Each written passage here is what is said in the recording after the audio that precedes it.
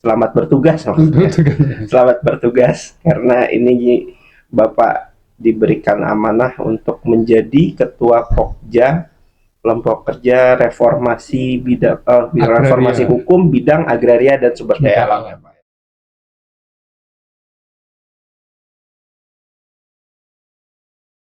Ya, selamat pagi sahabat-sahabat dari Bumi Karuhun Academy. Sekarang namanya Bumi Karuhun Academy sih Pak. Begitu. Kita hari ini bareng Pak Haryadi lagi. Terima kasih Pak atas waktunya. Tapi di awal saya ucapkan dulu selain terima kasih sudah menerima kami di sini. Selamat bertugas maksudnya.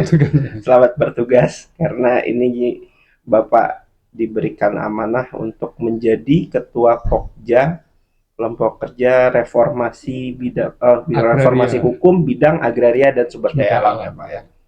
Ya, tapi itu nanti kita bahas sedikit di belakang karena memang masih awal banget tugas, baru pertemuan pertama ya Pak ya. Ya, kita bahas yang lain walaupun nanti pasti ada keterkaitannya ke sana juga.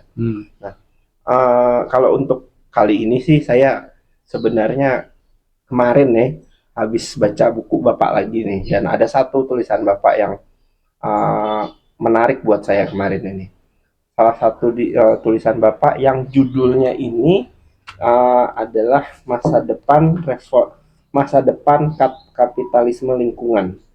Nah, ini kalau di sini dituliskan bahwa ini dimuat juga di Forest Digest 11 Januari 2021 ya Pak ya. Udah hampir udah 2 tahun yang lalu. Nah, ini yang menarik kalau untuk saya Pak. Di sini Bapak akan mengutip juga bahwa Rebecca Henderson berpendapat bahwa kapitalisme itu seharusnya ada perubahan, dalam arti bagaimana perusahaan atau industri itu tidak hanya membahas atau berusaha mengejar profit semata, tetapi juga menghasilkan nilai-nilai. Nah, kalau dalam konteks Indonesia sendiri, menurut Bapak, apakah hal ini bisa dilaksanakan atau hanya utopia saja semata gitu Pak? Ya, jadi kalau kita lihat dalam konteks kata kuncinya tadi itu dilaksanakan ya. Berarti praktek sesuatu di lapangan, kita bisa mengatakan bahwa ya kalau ukurannya spot-spot perusahaan begitu, ya ada yang mengerjakan itu, ada yang tidak dan seterusnya ya. Ada yang masih ke sana. Nah, penting sekali kalau kemudian aspek ini menjadi bagian penting dari proses pemanfaatan sumber daya alam di Indonesia ya, karena kita tahu bahwa di negara tropis seperti ini dampak lingkungan itu luar biasa dari waktu ke waktu, dan memang kelemahannya adalah persoalan seperti ini itu tidak terjadi seketika, tetapi lambat laun gitu ya, mempengaruhi kehidupan yang implikasinya ya dengan sifat perusahaan seperti itu, apa istilahnya, awareness atau kepedulian itu menjadi sebuah keharusan, karena tidak selalu harus berdampak saat ini. Mungkin saja kayak seperti menebang pohon misalnya kayak gitu, yang dalam skala yang masif di hutan lindung pula begitu ya, pasti tidak terjadi juga setelah itu kemudian ada bencana walaupun ada hujan besar gitu. Tapi hujan besar itu terjadi beberapa waktu kemudian. Nah, sifat-sifat pengelolaan sumber daya alam dan lingkungan hidup yang tidak terjadi seketika dampaknya itu perlu kehati-hatian yang tinggi, perlu negara, fungsi pemerintah yang skala kerjanya ini tidak bisa dibatasi oleh waktu kayak bisnis gitu ya. Ya ketika sesuatu sudah terjadi, sudah ada profit, selesai. Ini nggak bisa begitu. Nah, disitulah pentingnya pelaksanaan konservasi ini dalam konteks fungsi hutan gitu ya, itu sekarang sudah dikelola tersendiri dan seterusnya. Tapi kalau tadi itu ininya pemanfaatan, tidak harus juga yang bertanggung jawab itu lembaga-lembaga lingkungan atau konservasi. Bahkan bisnis pun yang terkait dengan pemanfaatan sumber daya hutan harus mengerjakan yang sama, gitu ya, konservasi seperti itu penting sekali. sebenarnya hal tersebut masih bisa, bahwa apa namanya, wajah industri atau perusahaan juga mengedepankan nilai seperti itu masih bisa terlaksana atau tidak, Pak? Ya, memang untuk kita sih memang ada keterlanjuran ya, seperti itu ya, keterlanjuran ya.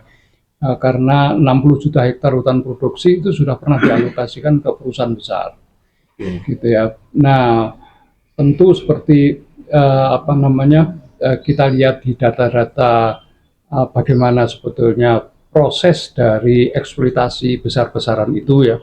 Dalam waktu terakhir ini kan ada informasi bahwa sudah lebih dari 35 juta hektar itu ya, yang tidak lagi produksi. Nah, tetapi beriringan dengan itu tentu saja ada semacam learning proses begitu ya. Banyak sekali skema yang membuat masyarakat bisa melakukan itu. Sekarang sedang berjalan gitu ya. Jadi itu menjadi satu konteks yang tentu saja sangat berbeda.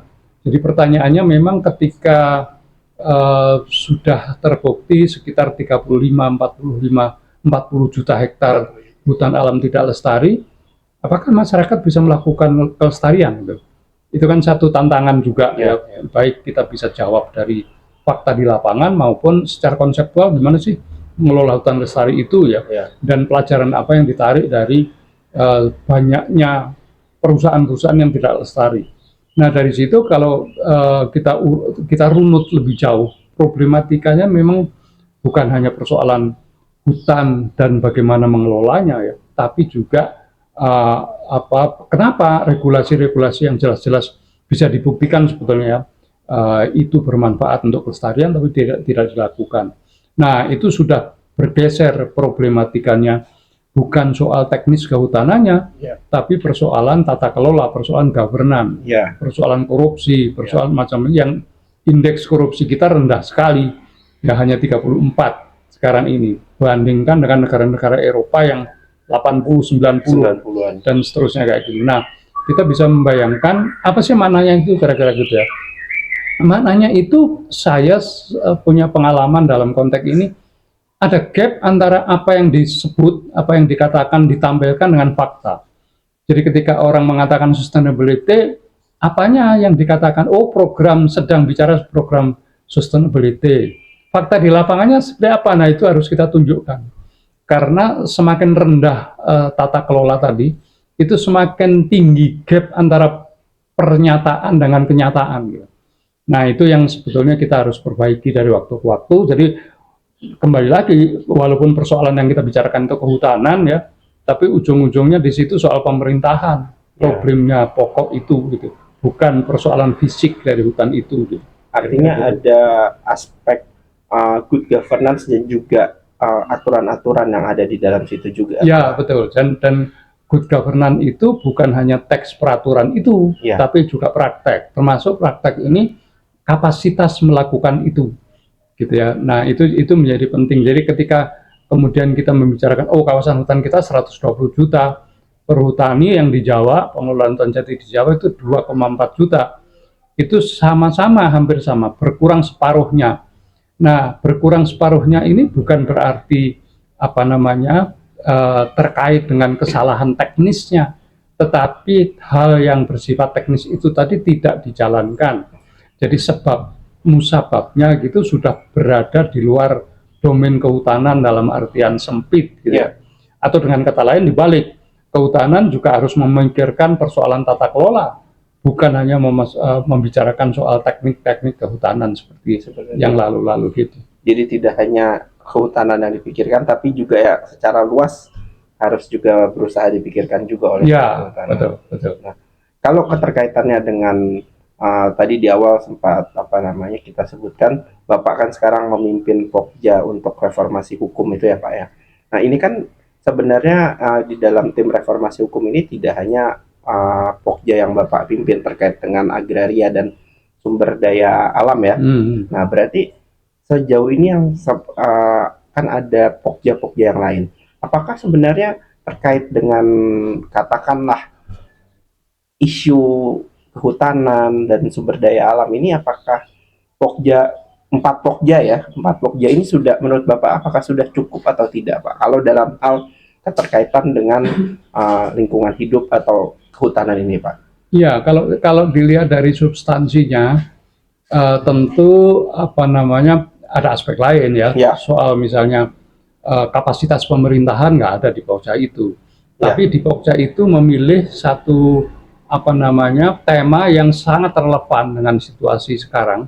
Misalnya di situ ada Pokja yang berkaitan dengan korupsi, gitu ya. Ada Pokja yang kaitannya dengan peradilan, gitu ya. Itu kan udah jelas. Jadi ada unsur-unsur yang sangat berhubungan dengan pengelolaan sumber daya alam dalam arti luas. Nah, saya sendiri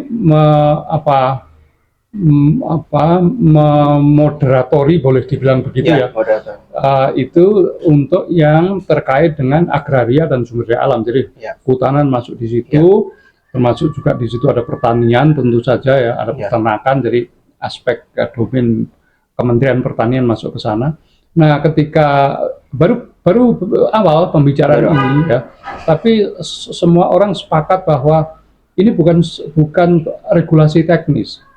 Ini masuk ke tata kelola yang tadi disebut good governance itu. Karena kuncinya ada di sana, dan tentu saja juga ada soal-soal yang terkait dengan kapasitas negara mengelola ini yang diwujudkan oleh ke dalam kapasitas pemerintah, gitu ya.